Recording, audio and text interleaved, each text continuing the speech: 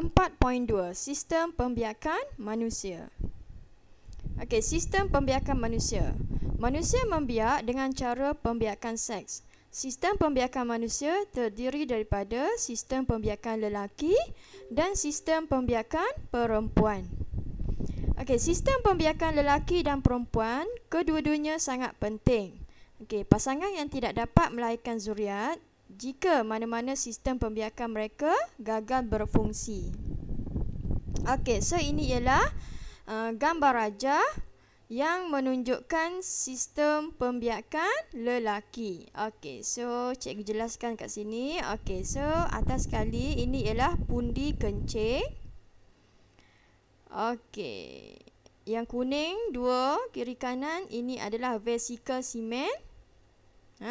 Tempat untuk menghasilkan bendalir semen. Okey, satu kat bawah daripada pundi kencing ialah kelenjar prostat. Okey, ini kita ada ductus sperma.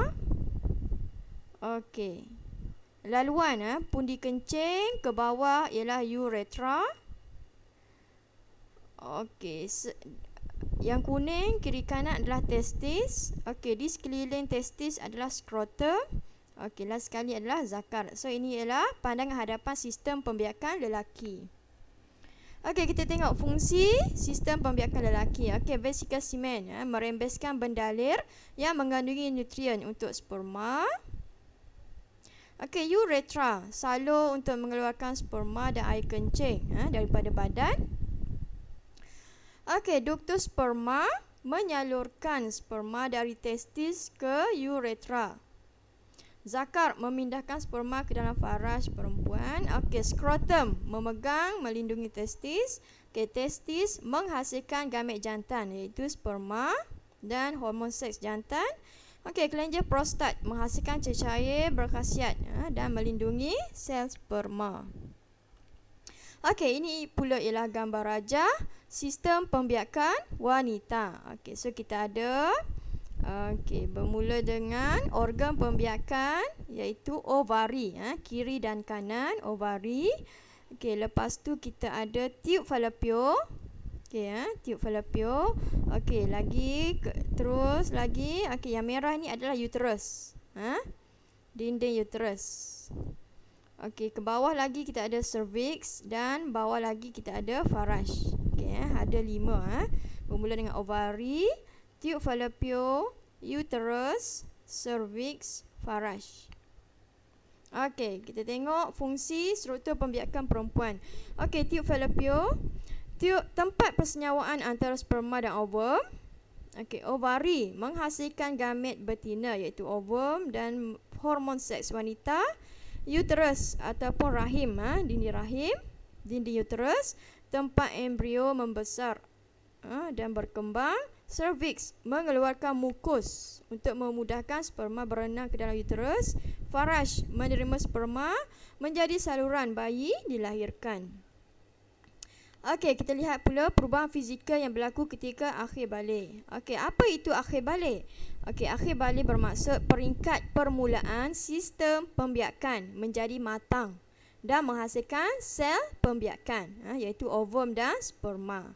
Okey, remaja yang telah akhir balik mengalami pertumbuhan perkembangan yang banyak sama ada dari segi emosi, fizikal, fisiologi. Okey, umur lelaki ketika akhir balik lebih kurang 14 hingga 17 tahun. Perempuan pula 10 hingga 12 tahun. Okey, perempuan lebih awal selalunya akhir balik.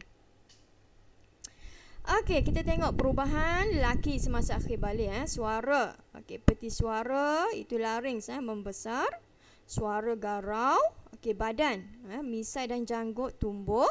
Bulu tumbuh di muka, ketiak dan dada. Okey, organ pembiakan. Okey, testis hasilkan sperma dan hormon seks. Bulu tumbuh di bahagian sulit. Zakar dan skrotum membesar.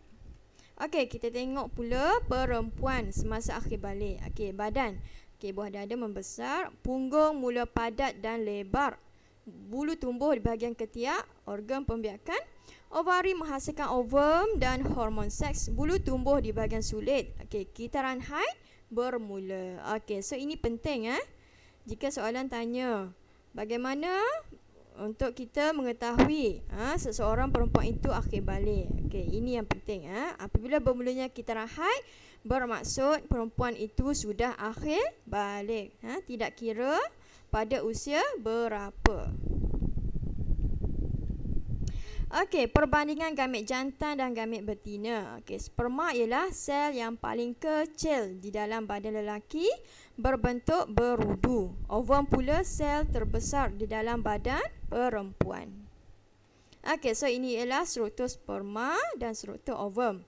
So struktur sperma, so kita ada kepala, di dalam kepala ada nukleus. Okey, kat tengahnya, bahagian tengah ada mitokondria dan ekor. Okey, ovum pula, okey, ada lapisan jeli, nukleus kat tengah, cytoplasma, membran sel. Sama seperti sel haiwan lah. Okey, pewarisan untuk diturunkan kepada zuriat.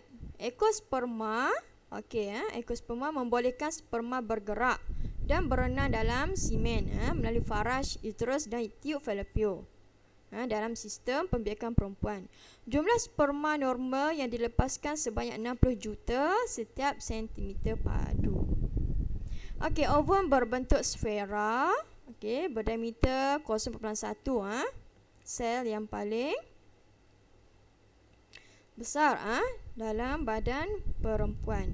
Nukleus ovum mengandungi maklumat genetik dan pewarisan untuk diturunkan kepada zuriat.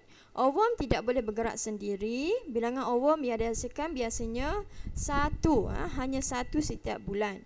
Setiap kali datang period, hanya satu ovum akan dihasilkan bagi perempuan normal. Ovum boleh hidup selama 2 hari selepas dibebaskan dari ovari, manakala sperma boleh hidup sehingga 3 atau 4 hari.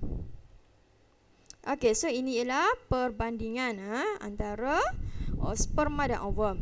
Persamaannya ialah membawa maklumat genetik dan kedua-duanya adalah sel pembiakan seks. Okey, perbezaan, okey, untuk sperma boleh bergerak, dihasilkan oleh testis, gamit jantan, sel terkecil. Okey, ovum tidak boleh bergerak, dihasilkan oleh ovari, gamit betina, sel terbesar dalam badan perempuan.